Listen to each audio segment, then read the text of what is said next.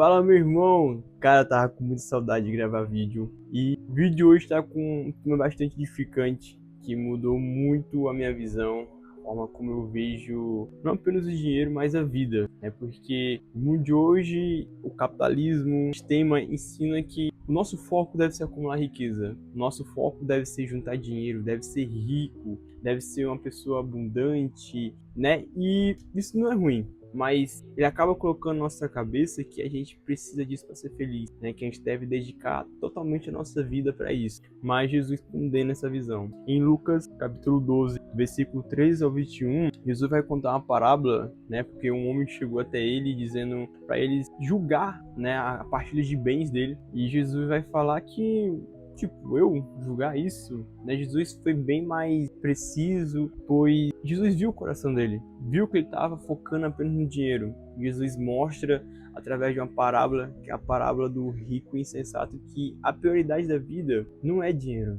né? Não é acumular bens, mas sim viver a vontade de Deus, é você tá servindo a Deus, né? De você estar vivendo um propósito chamado que Deus chamou. E a parábola é assim, né? O campo de um homem rico produziu com abundância. Então ele começou a pensar: que farei eu, pois não tenho onde armazenar a minha colheita? Ou seja, é um homem que tinha bastante bens, né? Que teve uma grande colheita. E ele tinha tanta coisa que com aquela colheita ele já não tinha mais onde armazenar, porque com certeza estava cheia os seus celeiros, né? Então ele decidiu destruir, construir outros maiores, e ele viu aquilo, ele viu o tanto de bens, o tanto de recursos que ele tinha, e ele se engrandeceu, e ele olhou para tudo aquilo e falou que ele ia beber, que ia comer, pois já tinha o suficiente para viver a vida dele todinha. Jesus adverte no final, chama ele de louco, pois naquela mesma noite pediriam a alma dele, ou seja, ele ia morrer. Para que serviria aquela riqueza, sendo que ele ia morrer?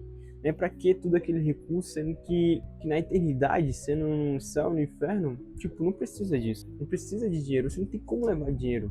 E a gente vê hoje a população se matando para ter dinheiro, fazendo de tudo para ter recurso, para ter carro importado, para ter uma vida de status. Mas para quê? Eu não estou condenando isso. Estou dizendo que você viver para isso, de acordo com a palavra, é ruim, pois se tira do foco, né? Te afasta de Deus, te impede de viver a boa, perfeita e agradável vontade, né? Te impede de viver a missão que Deus te chamou. Então, o foco do cristão não deve ser juntar dinheiro, né? A gente precisa tirar isso da nossa mente, né? No foco do cristão é viver a vontade de Deus. É a gente estar se consagrando, é a gente estar sempre ali disponível para fazer a vontade de Deus. Porque Deus, ele nos criou com um propósito, né? Cada um de nós tem uma missão, tem um chamado específico. Alguns ele chama assim para ser empresário, porque Eclesiastes vai falar que a riqueza é um dom de Deus. Então, se é um dom de Deus, ou seja, tem gente que tem esse dom, tem gente que exerce isso, tem gente com capacidade de criar, de produzir recursos, de produzir serviço, de produzir produto, que é para servir as pessoas. Deus dá esse dom, mas nem todos têm chamado. A gente precisa ter essa maturidade. É que, sim, não sou chamado para ser empresário, para ser pessoas abundantes. E eu, né? É a pergunta que a gente deve fazer. E eu? Por que eu fui criado? É para que eu fui criado? Porque às vezes com o mundo de hoje, com as falsas ideologias, né, a teologia da prosperidade, vende uma imagem de que prosperidade, eu só sou próspero quando eu sou um cara rico financeiramente, quando tenho muito dinheiro na conta. Mas isso é tão vazio para definir prosperidade, porque prosperidade mesmo é o que? Você ter saúde, é você ter condição de viver, você ter essa família unida, em paz, é você ter condição de cumprir o seu propósito, o seu chamado. Isso sim é prosperidade. Isso sim é ser um cara próspero que tem condições de viver bem, sabe? Você não precisa ter o luxo, você precisa ter o suficiente para você cumprir sua missão, de você viver bem.